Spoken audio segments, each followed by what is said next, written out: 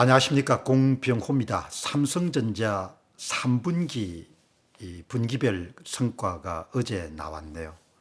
이제 삼성전자 주가 그동안 많이 빠졌고 또 많은 그런 언론사들이 삼성이 갖고 있는 문제점을 부각한 그런 뉴스들이 계속 이어졌기 때문에 많은 분들이 아마 관심을 갖고 지켜봤을 겁니다.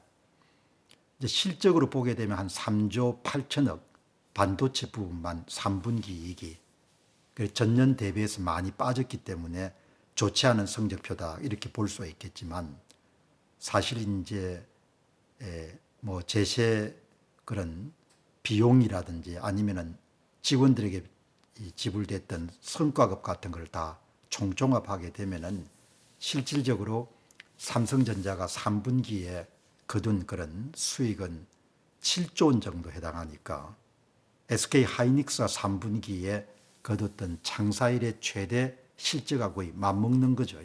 그러니까 썩 나쁜 성과는 아니라고 이렇게 볼 수가 있습니다. 이제 요즘에 삼성전자에 대한 그런 관심들이 많고, 이제 주식 투자하시는 분들은 장기적으로 보유할 만한 그런 가치가 있는 주식인가 이런 부분에 대한 이제 의문도 많이 이렇게 높아진 그런 상태고, 저 역시도 삼성전자 문제를 뭐 여러 번 그렇게 다뤄왔기 때문에 어제도 다뤘지 않습니까? 이제 오늘 삼성전자의 3분기 성적 발표, 되게 이제 컨퍼런스 콜에 그 내용들이 다 담겨 있지 않습니까? 근데 그동안 보도했던 내용하고는 조금 이렇게 상충되는 부분이 있기 때문에 공병호 TV를 꾸준히 보시는 분들은 조금 의아하게 생각할 수도 있고, 그래서 이제 그 문제를 좀 명쾌하게 정리할 필요가 있을 것 같습니다. 일단 이번에 이제 3분기 컨퍼런스 콜에 응한 삼성전자의 수뇌부들은 특히 반도체를 담당하고 있는 부사장은 대단히 긍정적인 시각을 그렇게 피력했네요. 그리고 이제 그 긍정적인 시각 때문에 삼성전자 주가가 좀 이렇게 많이 올랐지 않습니까? 한 4%포인트 정도. 이제 긍정적인 시각이라는 것은 뭔가 하니까, 일단 지금 주력 상품인 HBM, 고대역폭 메모리, AI 반도체 탑재되고 주 고객사는 엔비디아인 HBM, 정확한 상품 명칭은 5세대 제품은 HBM3E죠. HBM3E는 현재 고객이 미국의 GPU 2등 생산업체인 AMD 그리고 구글에 이미 퀄리티 테스트를 다 통과해 가지고 양산 체제 하에서 공급되고 있다. 그런데 압도적인 우위를 차지하고 있는 엔비디아에는 아직 5세대 HBM이 공급되고 있지 않지만, 최근에 유의미한 퀄리티 테스트 결과가 있었기 때문에 보완 작업을 벌리게 되면은 이제 올해 하반기부터 삼성전자가 엔비디아의 5세대 HBM을 정식으로 납품할 수 있을 것이다. 투자자들이 가장 기다려온 그런 소식인 거죠.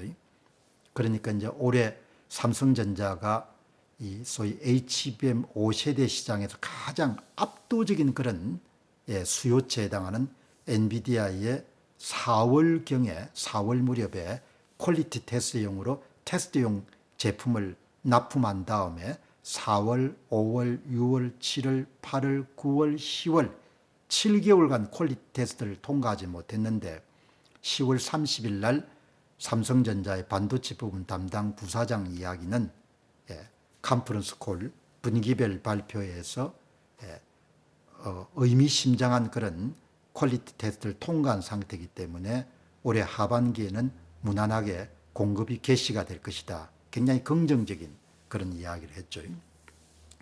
그 다음에 이제 투자자들이 굉장히 관심을 갖고 있는 것은 이 D램 시장에서 압도적인 우위를 차지하고 있는 삼성전자가 이 D램을 적청 쌓아 올린 AI 반도체 탑재되는 고대역폭 메모리의 신제품 6세대, 정식 상품 명칭은 HBM4입니다. 4. 5세대는 HBM3E, 6세대는 HBM4. 이제 HBM4는 이게 이제 기존의 HBM의 구조하고 좀 달리 그동안 HBM은 GPU 곁에 HBM을 배치하는, 그러니까 병렬 배치를 하는 거죠. 근데 이제 이번에 이제 6세대 2025년도에 양산될 것으로 보이는 6세대 제품 같은 경우에는 이제 함께 쌓아 올린 거죠. 베이직 다이라는 것이 있고, 그 다음에 거기에다가 시스템 반도체 GPU가 들어가고, 그 위에다가 메모리 반도체를 쌓아 올리는 이제 그런 종류의 구조를 갖고 있기 때문에 기술적으로는 굉장히 한 단계 도약하는 거죠. 그 HBM4 6세대 제품을 삼성전자 반도체 담당 부사장은 자신 있게 컨퍼런스 콜에서 기술적으로 큰 문제가 없고 내년에는 양산이 가능할 것이다, 이렇게 이제 발표를 했거든요. 그리고 이제 고객사인 엔비디아가 원하면은 이제 6세대 제품 같은 경우는 시스템 반도체 GPU하고 메모리 반도체 D램을 쌓아 올리는 가장 밑에 베이스에 해당하는 다인 로직 다이를 TSMC 대만 반도체 제품을 사용할 수도 있다. 고객사가 원하면은 유연하게 대처하겠다. 뭐 지금까지는 고집을 했지 않습니까? 자사가 만든 로직 다이를 사용하겠다. 그렇게 유연하게 이제 이야기를 했는데, 전반적으로는 자신감 있게 5세대는 올해 하반기에 양산이 개시가 되고, 그 다음에 6세대는 내년도에 양산이 가능할 것이다, 이렇게 이야기를 한 거죠. 그 이제 이런 이야기가 나왔는데, 이제 그동안 삼성전자에 대한 우려나 걱정은 이 5세대 제품에서는 SK 하이닉스하고 수율이 상당히 떨어진 상태다.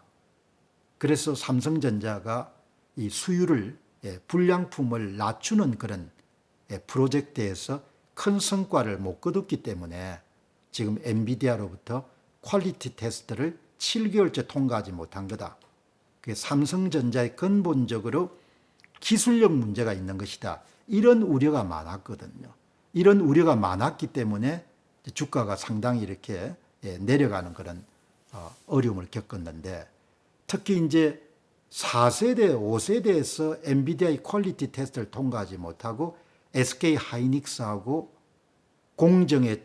만드는 공정이 다르고, 만드는 공정이 다르다 보니까 삼성전자는 수율이 안정화되지 못한, 예를 들면 SK 하이닉스가 파이낸셜 타임즈 인터뷰에서 아마 광노정 사장인가, 수율이 80%까지 우리는 달성했다, 그렇게 하니까 세상 사람들이 많이 놀랬지 않습니까?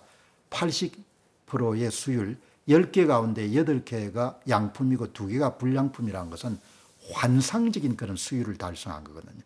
그래서 많은 사람들이 SK 하이닉스가 생산 공정 자체가 상당히 안정된 상태구나, 상당 기간 압도적인 우위를 차지하겠구나, 이제 그렇게 생각했는데, 지금 이제 삼성 이번에 3분기 성과 발표에서는 걱정할 필요가 없다. 엔비디아의 통과를 했기 때문에 우리는 기술적인 문제가 없고, 그 다음에 양산체제에 곧 들어가게 될 것이다, 이렇게 이야기를 했거든요. 그리고 이제 5세대의 수율을 못 잡았기 때문에, 불량률을 낮출 수가 없었기 때문에 6세대에 과연 삼성전자 제품을 내놓겠느냐, 이런 의심이 굉장히 많았고, 그것을 삼성전자에 근무하는 그런 엔지니어 입을 통해서도 4세대, 5세대가 흔들리는데 6세대를 점프해가 어떻게 잘 만들겠습니까? 이런 이야기가 나와던 차에 이번에 컨퍼런스 콜에서 이제 거짓말 안 하겠죠. 삼성전자 반도체 부분 담당 그런 그 부사장이 어쨌든 자신감 있게 이야기를 했으니까 이제 두고 봐야 되는 거죠. 뭐 어제 컨퍼런스 콜에서 나온 삼성전자 반도체 부분의 부사장 이야기만 종합하게 되면은 고대역풍 메모리 5세대에서도 기술력은 별로 문제가 없고 6세대도 문제가 없다, 이렇게 이해할 수 있는데, 만일 그 말이 사실이면 대단히 긍정적인 소식이죠. 그러나 저는 그래도 지켜볼 필요가 있다, 이렇게 생각합니다. 썩 그렇게 믿음이 가지 않는 거죠. 예. 감사합니다.